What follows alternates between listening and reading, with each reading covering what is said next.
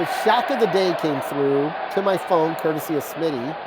My watch is not. My watch could not keep up with all the end last minute deals that were happening. But that's my favorite thing about this trade deadline. As many smarmy texts I get back from you when I send you a tweet or send you an idea. Oh yeah, my phone just told me 3 minutes ago. Yes, that's what I like to do to you. I'm just having a fucking conversation, just trying to start a conversation here. But the idea that you missed all basically the last hour of the trade deadline, didn't you? Like I did. You were in a panic. Your text to me sounded like you were in a panic. My watch didn't tell me anything. Well, my phone, my watch is dependent on my phone, and there was no. I get the same news from like 3 different outlets to make sure I have it covered. How do you keep up? How does your battery stay alive? I mean, your screen's lit up constantly. Well, I mean, I have good battery control. All right. But the trade none of us saw coming was the oft injured and overpaid Eloy Jiménez was. Oh my God. Essentially offloaded in a weird way to the Baltimore Orioles. What are the Orioles doing? And the guy they sent back is not terrible. Like the fact that the Sox even got someone who's a serviceable player, and I didn't hear it was cash considerations, a box of sunflower seeds, and a Gatorade cooler. I'm shocked. So let me get this straight. The Orioles will trade for Eloy Jiménez, but they won't trade for the AL Cy Young Award winner of 2024 or Jack Flaherty, but they will for Eloy Jiménez and give something in return. I think the Orioles are going to be my least favorite team going forward. I've mocked them. I've mocked them since I was like 12 years old when they went like 0-21, whatever year that was. And they're just an embarrassing franchise ever since the 70s, their last heyday. Yes. Fuck the Orioles. What the fuck are they? What are you doing? I'm rooting again. In the AL East, there's no one to root for essentially, but I'm going to root for the Orioles less than all. The Orioles are reminding me of how Cubs fans were freaking out when the Cubs started to trade away all their prospects because they had no room for them and wanted to win a World Series and then did in 2016. It's like the Orioles are acting like the people, the fans, not just Cubs fans, but a lot of fans that, well, no, he's too good of a prospect to trade away. Value your prospects over everything else. If you don't have any room for him. Yes. And you're not going to for the next 3 to 5 years. Why are you holding on to him? Yeah, I mean, that's the genesis of me making those stupid jokes and the graphics for farm system champions. Like, who gives a fuck if you have the best farm system if it's not benefiting your major league system, your major league team? Like, what are you doing? You're holding on to prospects for the sake of holding on to prospects.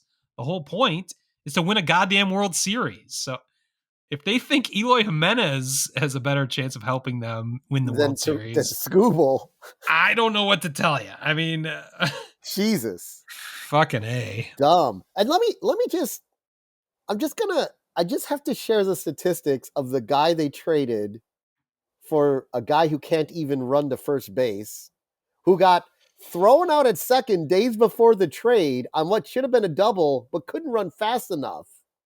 A ball hit to the wall and got thrown out at second. Just days before the trade.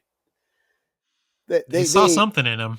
I think they feel like, you look at something and say, I know exactly how to get him back to 2 seasons ago or whatever. You know what I mean? But the thing is, they have it's magic great. Doctors. Yeah, keep him on the field though. That's the other problem. But Baltimore's taken on like $4.3 million, I think, of his contract this year or something like that, which is crazy too. Nice. According to Sports Track.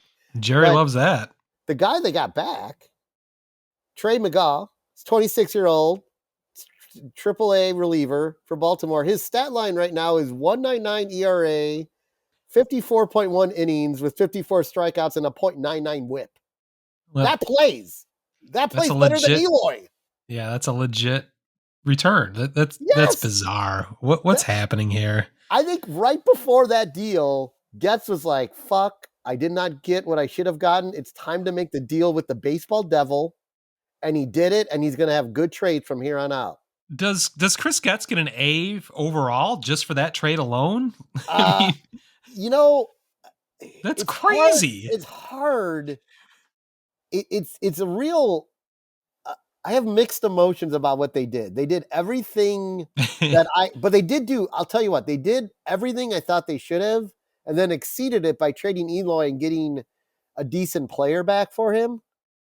I thought they didn't. I think you're right, except they didn't get nearly enough back for Fetty, Right. Kopech, So and I think I Pham. just got to give them like a C because Yeah. they didn't do anything.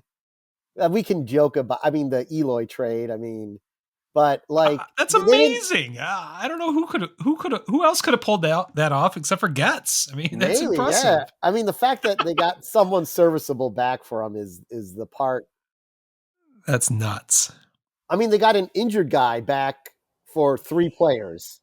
One of the guys, I mean, I read the injuries, nothing to be alarmed, normal like comeback or whatever. He's only 19 years old or 18, whatever. So not like he was going to be on the roster next year or anything. But Yeah, but it's just like, not a good. It's not a good yeah, look, though. it's not a good look though. You should have got healthy guys back. Jesus. But but this trade goes along with some breaking news that has been put into my lap. Whoa. Someone I work with who has to remain nameless so I can continue to maybe sometimes get insider information Oh. is friends with someone who works within the White Sox organization. Deep throat. And it has been announced by Jerry Reinsdorf, not announced to the media yet anywhere, and probably won't even hear about it until near the start of next season. But the Sox are cutting their payroll by $30 million for the 2025 season. Whoa, you heard it here first on Major League A-Holes. Mark it down, MajorLeagueAholes.com. book it, at Sox type thing. At Sox type Fact. thing. The Sox at Major League A-Holes, at In the Hole, whatever, every at Gigantism, at Cult of Cub. Get it everywhere. YouTube. No. You heard it here. Fact. The Sox payroll is going to be $100 million or less. What does that mean? That Jerry is going to be at ground zero to start the season because of the collective bargaining agreement. He'd be getting his $70 to $100 million anyway. With revenue sharing? Yeah, with revenue sharing. So, fuck you.